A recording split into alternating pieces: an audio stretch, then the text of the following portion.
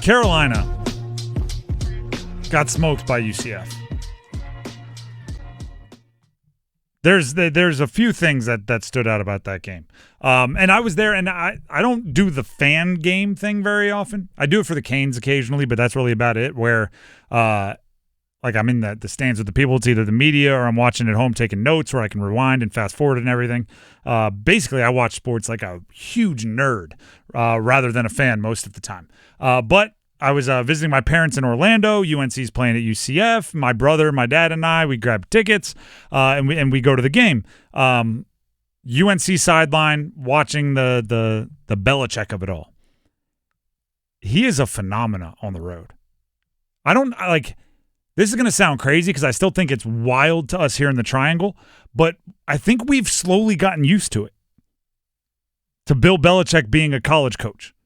Right? I think it's a little bit of like we've said it so many times or we've seen it so many times. In Orlando, it was fascinating watching their reactions. First of all, they all had the same jokes that have been said on Twitter 1,000 times, and they all thought they were the first one to say it. Everyone was yelling at Belichick about his girlfriend, about his age, about Tom Brady, about everything else. And then here's the funny thing, though. Then they would pivot real quickly. They'd yell something vulgar, and then they would take their phone out and take a picture of Bill.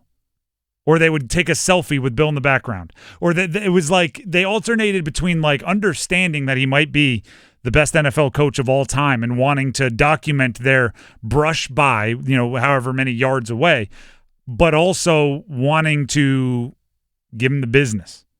It was a really weird back and forth. Sometimes within like 5 minutes, the same person would try to start like a sugar daddy chant and then would go down to the front of the section of fans and ask somebody to take a picture with Bill in the background of them. And it's like, it was a really weird joining of vibes against Bill Belichick. And then there's being so famous as a coach, everybody seems like they feel, right? They know, right? UCF went down and scored on their first drive, right? Just boom, boom, boom, boom, boom, score. Two guys in front of me, and I'm just eavesdropping at this point because stadiums, they put you right on top of each other. Guy turns to his friend. They're happy. They got their UCF stuff on, and they just matter-of-factly go into the most assumed ridiculous conversation ever. They're just like, everybody knows it was Brady, 100% Brady. Had nothing to do with Belichick. Everybody knows that. Defenses weren't even that good. And they're just like casually throwing this back and forth, just ripping apart Bill Belichick's resume. And in my brain, I'm going like, actually, first 3 Super Bowls that they won together was the defenses were incredible. Like, what are you talking about? There were games where he threw for like 130 yards and they won in the postseason because the defense was that good. But everybody's just rewriting what they want because UNC doesn't look good right now. Right? UNC doesn't look good. And Dabo Swinney is learning this. Every coach that's ever had success and then struggled is learning it. When you're not winning, everybody doesn't just go, nah, it's cool. You were good a handful of years ago. We're not going to give you the business now. And then there occasionally and I'm not making fun of the people around me. I'm saying that this is how fans operate, right? They have these conversations in the stands. One of them made a point that I thought was ridiculous until I paid attention. He started looking at his friends. This guy who was front left of me. And he just started going, Belichick's not talking to any players. He doesn't even talk to his players. Look, he doesn't even talk to his players. And I was like, that's ridiculous. What are we doing here? But I couldn't help but kind of pay attention. He really doesn't talk to his players much. He's on his headset and on his iPad a lot. My brother even made the observation. He said, for somebody that was so anti-technology and made fun of social medias and everything, that guy's on an iPad a lot. And I don't know if it's an iPad. It might be some other tablet. Sorry to the sponsor. But he doesn't have a lot of interaction with the players. Occasionally, an assistant coach will come up and talk to him. Obviously, he's talking to coaches and whoever's up in the booth on the headset, and he's talking to the refs. But he doesn't talk to the players very much, which is an interesting move because, I do remember, and maybe it's just I'm remembering the few times, I do remember him with the Patriots, like going over to people sitting on the bench and having those conversations and being involved with the play-to-play coaching of the players, and it didn't seem like there was a lot of that going on. And then you move on to the UNC football team of it all, which is the team looks disjointed. I brought this up earlier. Will Hardy, one of their safeties, felt like he was trying to bring some juice because there just wasn't much.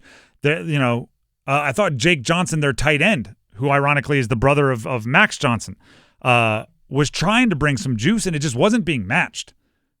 And it kind of made it like weirdly cringy, because in a vacuum, the stuff that players do in football games and on football sidelines to get everybody pumped up, if it's not reciprocated, it looks really weird, right? If like one guy is jumping up and down and one guy is hitting everybody on the shoulder pads and everybody else is just kind of like, just getting hit on the shoulder pad, it just looks weird, right? But when everyone buys in, it looks healthy for a team. There were bad drives. There were bad plays. Gio Lopez was not playing well pre-injury. There were things where you would want your teammates to pick you up, and it just wasn't really happening. And that, to me, is a bigger issue than like not being, on the same page on a play. Right? Every football player in the history of the world, every quarterback in the history of the world has thrown an interception because they thought a guy was going to break earlier than he did, right? Because they thought you were going to see it as two high safeties and you read it as one high safety, so a guy, changed his route when he shouldn't have. You throw it, it gets intercepted. That's going to happen. But when it happens, there needs to be that moment where the offensive line is, it's all good, we got your back. Hey, get back out there. And it just, at least from a body language standpoint, right? You can't hear what they're saying, but you could hear some of it. Like, we had pretty good seats. From a body language standpoint, that wasn't there. That wasn't there. And there was no one. You didn't have your tastemaker. What's the cliche? And I haven't used it in a while. I know I've used it on the show. Where's the thermostat players?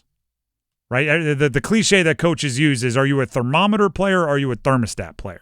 A thermometer player comes in and moves to whatever the room is, right? Like, oh, it's hot in there. Now I'm hot, right? The thermometer just reacts. The thermostat can go in there and say, oh, it's hot, but I think I want us cold. Turn it down, right? Fire that air conditioner. Things started bad for UNC. Didn't seem like there were a lot of people trying to change the temperature. Didn't seem like there were a lot of people trying to will them into a different mindset. There were just a lot of people bummed that it wasn't going well. And that's an issue.